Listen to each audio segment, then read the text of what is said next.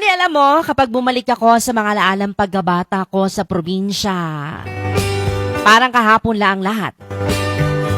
Yung simpleng buhay, yung bang mga bagay dati, Madi, na hindi mo pinapansin pero ngayon, namimiss mo na.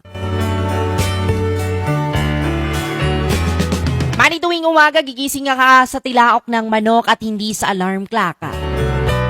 Tapos paglabas pa ng bahay mo ay mararamdaman mo agad ang labigan ng simoy ng hangin at amoy na amoy mo ang halimuyak ng mga bulaklak at damo na basa dahil sa hamog.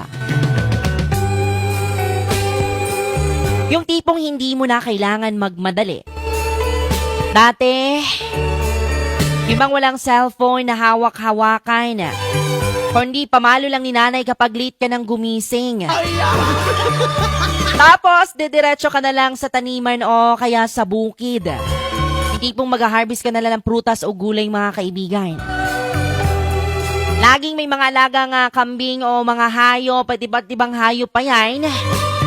Kaya bago pa man makakain sa agahan ay kailangan mo munang unahin na pakainin ang mga alagang hayop na manok at baboy.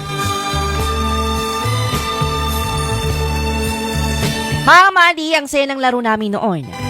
Simple lang,